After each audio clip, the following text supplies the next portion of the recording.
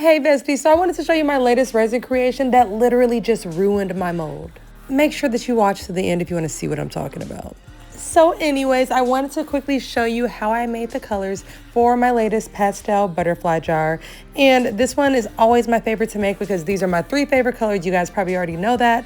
It's kind of a tedious process to make the colors because I like to make sure that they're just right. And pastel colors are honestly the hardest for me to make. My biggest tip for you on making pastel colors is to start with literally just like 1 drop of the color, and then you put as much white powder as you possibly can because that's the only way that you're gonna get your colors to not be too vibrant. So for this jar, I used my layering technique where I just pour 1 color right after the next. I don't give it any time to cure, and that's the way that I get my colors to kind of give an ombre effect, but you wanna make sure that the resin is a bit thick so that it won't blend together too much. So anyways, guys, as I was demolding, this happened. Literally just ripped the mold. I wasn't even trying that hard, and it's honestly not even that old of a mold, so I was a little bit annoyed, I'm not gonna lie. So yes, the mold was destroyed in the process, but these colors came out so dreamy. So you guys have to let me know what you think about the final results, and let me know if you think it was worth destroying the mold over. And be sure to drop some butterfly emojis in the comments. All right, besties, thank you so much for watching, and I will see you in the next video. Stay amazing. Peace.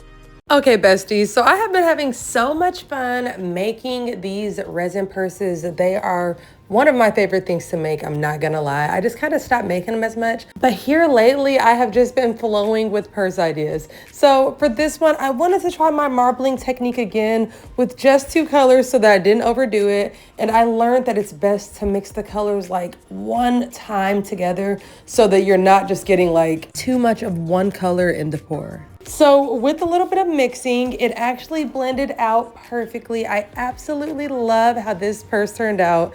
It is so cute. It's very springy, and as you guys can see, I've been going with a lot of springy colors lately because I am so over the winter. But anyways, I wanted to show you guys this purse with 2 different straps. So this was the first strap, just this plain gold chain. And then I also tried it with my pearl gold chain. And I don't know, I'm not sure which one I like better. I'm kind of feeling this one, but it's probably because I also put the puff on there. So you guys have to let me know which chain you prefer. All right, my loves, thank you so much for watching, and I will see you in the next video. Stay kind, stay amazing, and keep on resonating. Peace. Okay, resonators, so I'm super excited to show you my latest rose container. Now for this one, I wanted to try something a bit different, but I still wanted to stay within the Valentine's Day theme.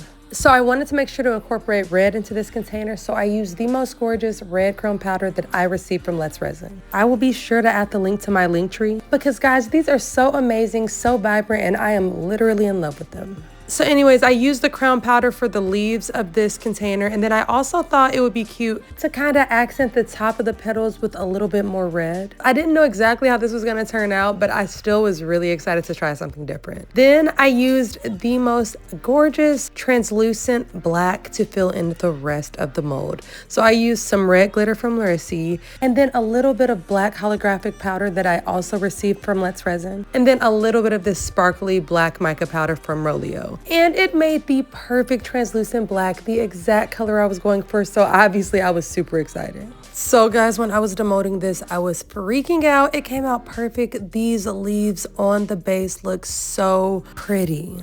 And as for the petals on the lid, they came out exactly how I was hoping for, so I cannot wait to use this technique again. So here is the container all together. I think it came out so elegant, so romantic. You guys have to let me know what you think. Also, what color would you like to see me use for my next rose container? I'm thinking either sparkly white or rainbow colors. All right, my loves, thank you so much for watching, and I will see you in the next video. Peace.